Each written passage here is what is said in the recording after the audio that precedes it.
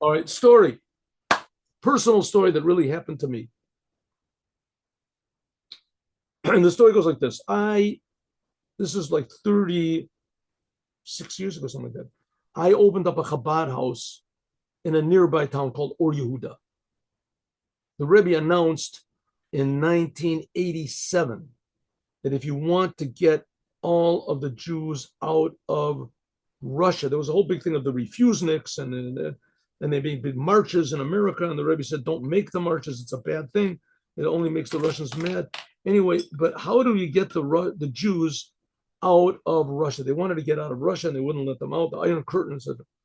So the Rebbe said the way to do it is to make Chabad houses.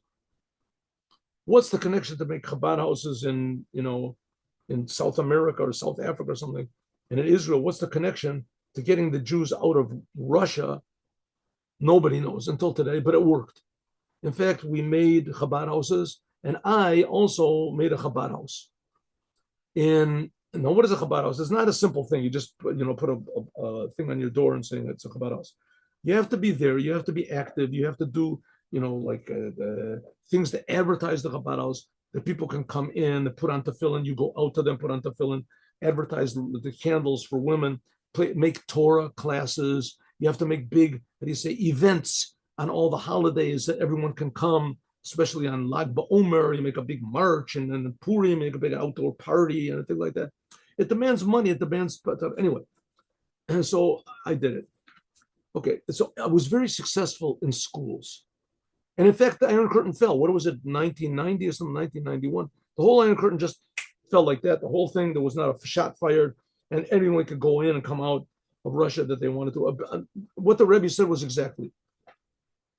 I don't think there was anything in the history of the world, a political change so drastic without any fanfare, without any war, without any bloodshed. Just all of a sudden, one day, the whole thing fell down.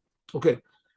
So, okay, I made this Chabad house, and I was very successful in schools. I went to schools. I played guitar a little bit, and I would go to different schools and speak.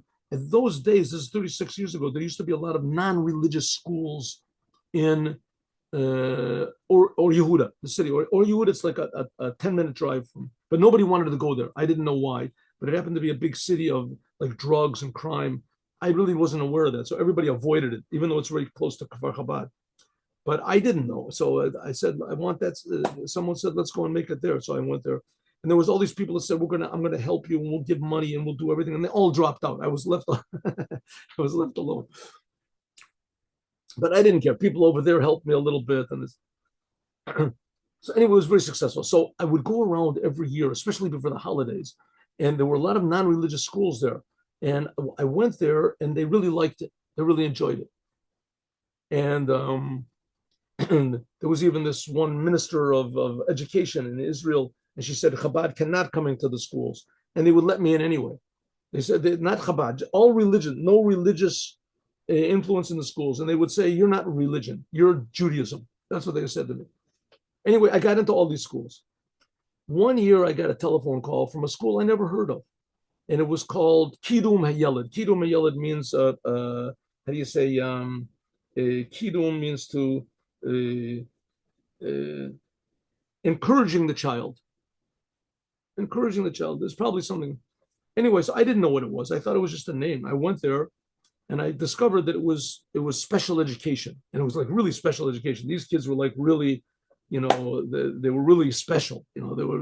Each one had to have like a helper, two helpers, and their parents were there. Was supposed to be some sort of a pre Rosh Hashanah holiday occurrence, an event, and I was the star. So anyway, I got there. Now, in every place I went, all the schools, I said the same thing.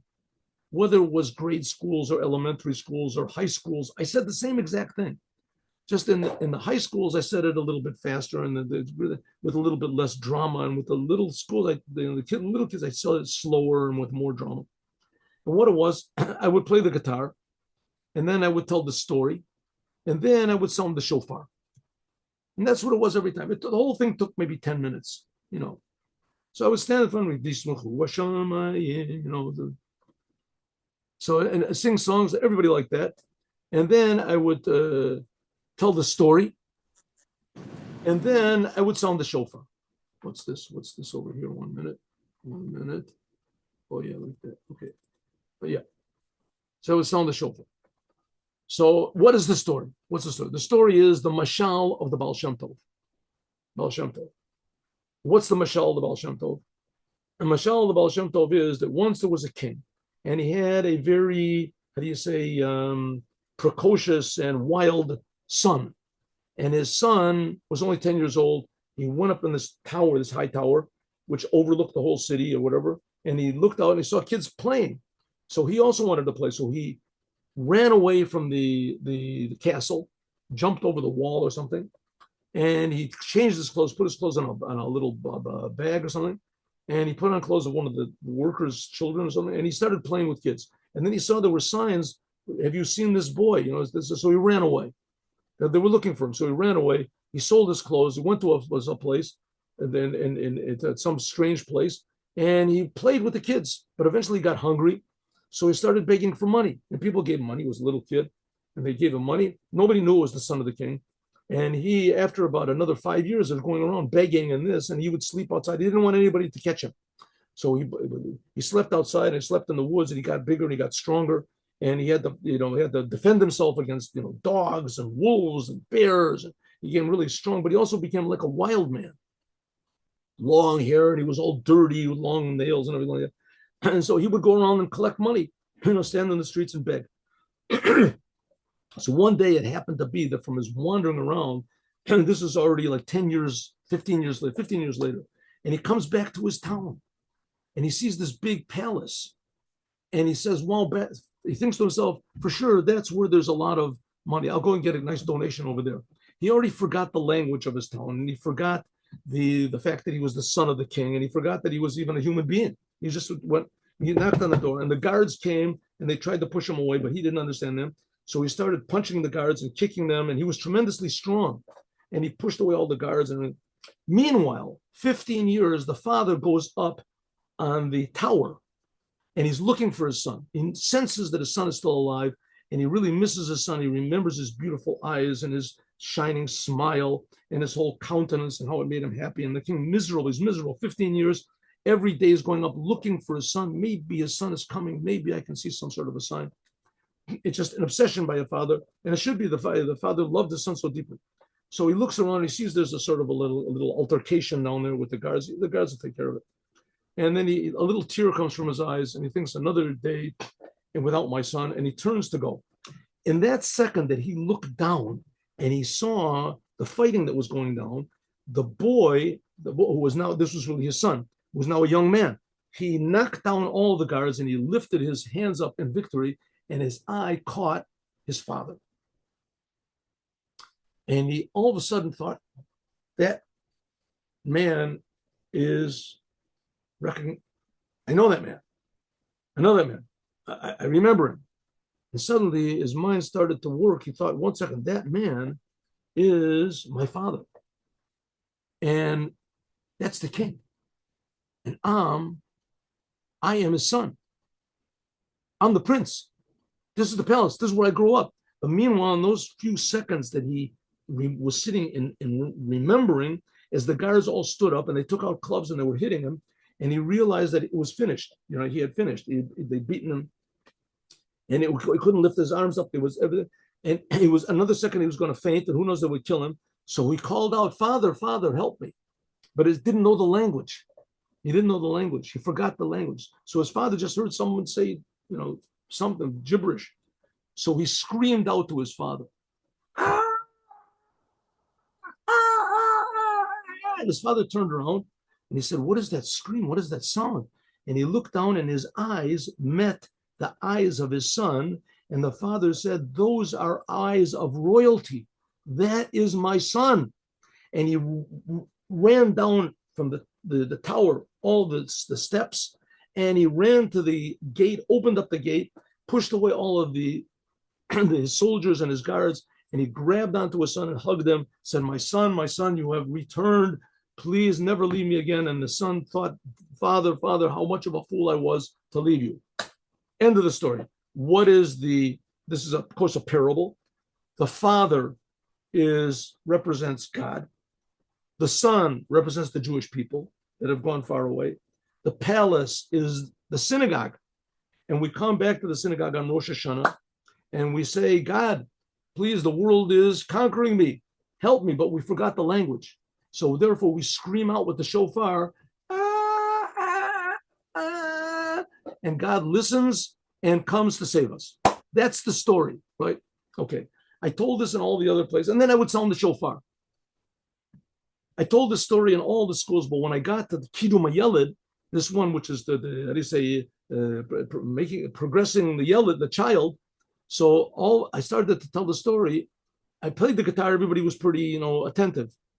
But I tell the story. All of a sudden, all the children went wild. They did not have one instant of patience to listen to the story. And they were rolling around, they were running, and they were jumping around, and they were this. And the parents had to control them. And this. So I started the story. How long did the story take? A minute, 2 minutes? I realized that these kids are not going to listen. I figured maybe their parents will listen, but the parents were occupied with them, and the teachers were occupied with the parents. So basically, I looked around. Maybe the janitor was listening. In any case, I said the story. And then when I sounded the shofar, then everybody got quiet. They all listened. They run kaya, and they clapped, and I left. Good. So I also know how to shecht. I know how to ritually slaughter chicken. Now, before Yom Kippur, there's a thing called kaparot. And people they buy chickens, and they bring the chicken. And there's a whole ceremony you make that's been going on for, I don't know, 1,000, 2,000 years. It's a ceremony. It's a custom, not a commandment. It's a custom, but it's a very, very deep custom. So people bring their chickens, and so I was there with a good friend of mine, and we were killing these chickens, slaughtering the chickens, and doing this thing with them, and slaughtering the chickens. So they would go and do it themselves, slaughtering the chickens. And there was a long line of people. It was nighttime, and some people, they woke their children up. They wanted their children to see. There was one child there that was running around like a madman. He was running around, and he was opening up all the cages of the chickens and letting the chickens out. He was knocking things over and everything. And I was there with a knife. If he wouldn't knock me, who knows what could happen. So I put the knife down on the side, and I waited for this boy to run around. And I said, whose boy is this? I said to the people, whose boy is this? No one answered. So I grabbed a hold of him, and I said, calm down. You can't run around like this. I said, where is this boy's parents? Where is this boy? The boy said to me, oh, you are Rabbi Tuvia. You came to our school, Kidum Yeled, and you told the story about the king and his son. And he told me the whole story from the beginning to the end, didn't miss one detail. I went over to the corner. I burst out crying, telling the story. Now I almost want to start crying. I realized that the children were special, but a special story went into their special souls and made a special effect on them. And so it will be to all the Jewish people the story of going out of Egypt and the story of Mashiach, even though no matter we need special education, every single Jew, and we're wild and we don't want to listen, but the fact is the soul does listen. And any second now, we're going to be together with Mashiach. Now, let's see if I'll sound the shofar. Usually this microphone doesn't pick it up. It breaks up, but we'll try.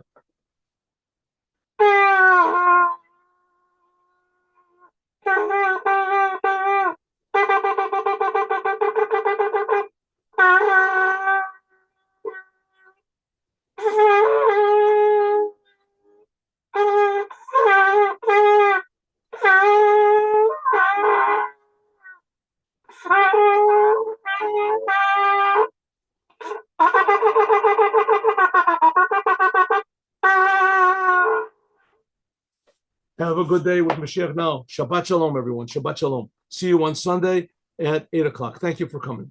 Shabbat Shalom. Thank you very much. My pleasure very much.